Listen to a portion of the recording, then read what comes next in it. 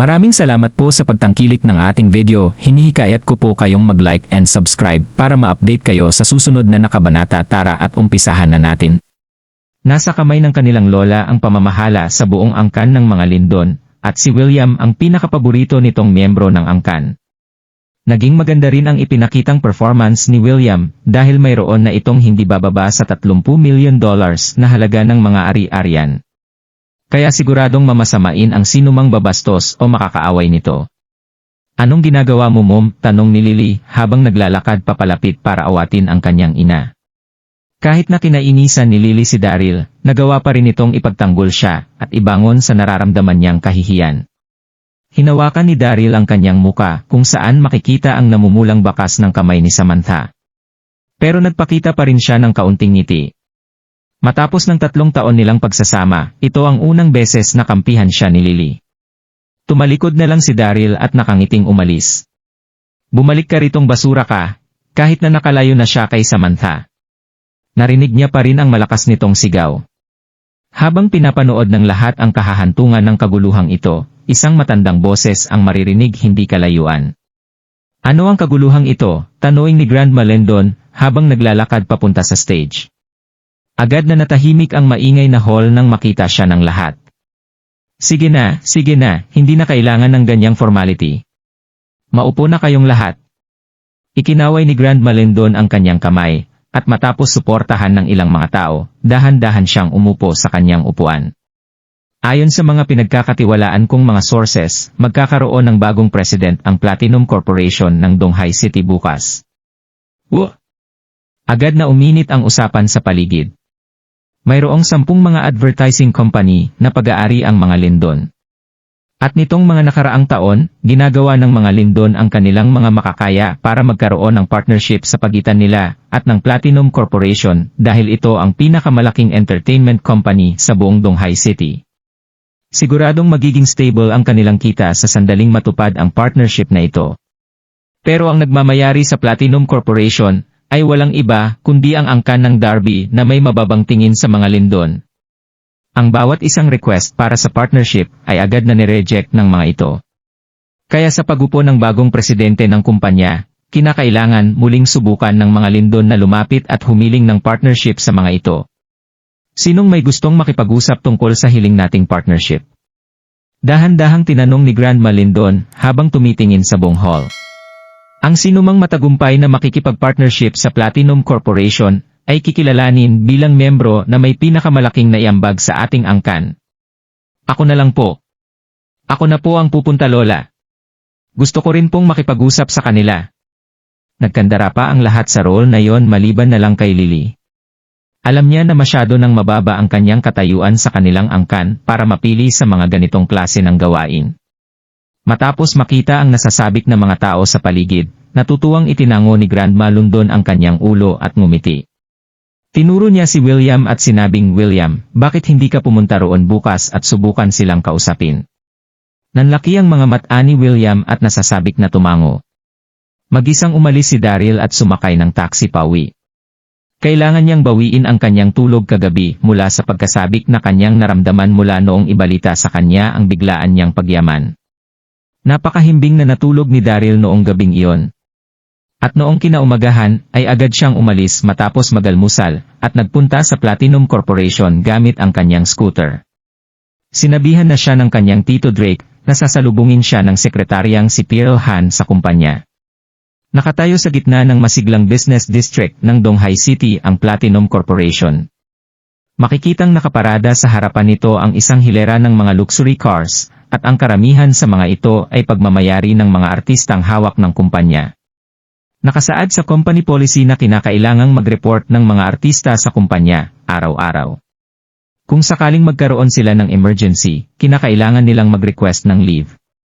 Kaya madalas na tumatambay ang mga paparazzi sa harapan ng building para kuhanan ng litrato ang mga artistang naglalabas-masok dito at ibenta sa napakalaking halaga.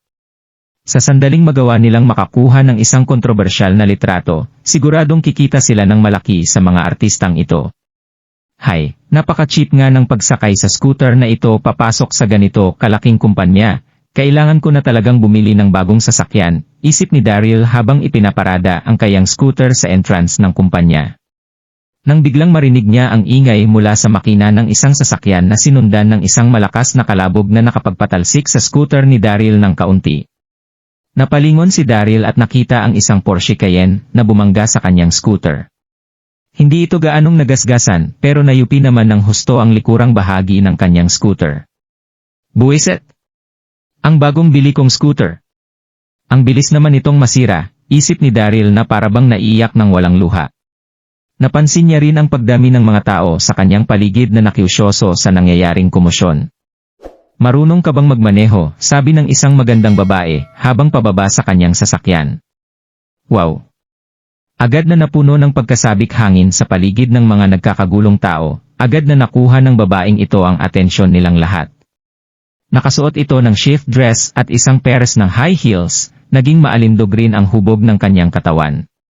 Siguradong pagtitinginan ang babaeng ito saan man siya magpunta. Giselle, sabi ni Daryl. Nandito si Giselle para pumirma ng kontrata. Ngiti ni Daryl. Kahit na binangga nito at sinira ang kanyang scooter, mabuti pa ring walang ni isa ang nasaktan sa pangyayari. Kaya hinayaan na niya ang insidenteng ito at naglakad palapit kay Giselle para batiin ito nang makilala siya ni Giselle. Ikaw, Daryl. Anong ginagawa mo rito? Kumunot ang mga kulay ni Giselle at agad naisip na si Daryl ay isang security guard sa Platinum Corporation. Bulag ka ba? Marunong ka bang magmaneho, sabi ng nanggigigil na si Giselle. Isang linggo pa lang mula noong bilhin niya ang kanyang sasakyan, kaya naging malaking issue pa rin sa kanya ang maliit na gasgas sa harapan nito. Pero ikaw mismo ang bumangga sa akin, walang magawang sinabi ni Daryl. Bakit ako pa ang sinisisi mo sa nangyari? Anong nangyayari rito? Bigla nilang narinig ang isang boses na nagmula sa isang middle-aged na lalaki. Ito ang head ng security sa Platinum Corporation na nagsama ng ilang mga guards para pahupain ang kaguluhan sa entrance ng kumpanya. Nagulat ang head ng security nang makita ang nangyari. Isang banggaan sa pagitan ng isang scooter at isang Porsche. Naisip nito na isang artista ang babae na naririto para pumirma ng kontrata. Kaya hindi dapat ito mabastos o mapahiya. Matapos itong maisip, tumuro ang head of security kay Daryl at sumigaw ng, ano sa tingin mo ang ginagawa mo? Hindi mo ba alam na bawal sa Platinum Corporation ang pagpasok at pagparada ng mga scooter? Mayroon ba kayong ganoong batas? Sinong gumawa nito? Nanlalamig na sinabi ni Daryl. Sinong gumawa nito? Ako ang gumawa nito. Sabi ng head of security. Humingi ka ng paumanhin sa babaeng ito ngayon din. Matapos marinig ang sinabi ng head of security, ngumiti si Giselle at tumuro kay Daryl. Sigurado akong isa siya sa mga bago niyong security guard, tama. Natigilan ng head of security at tiningnang maigi si Daryl. Nakasuot ito ng mumurahing damit at nakasakay sa isang scooter, siguradong naririto siya para mag-apply bilang isang security guard.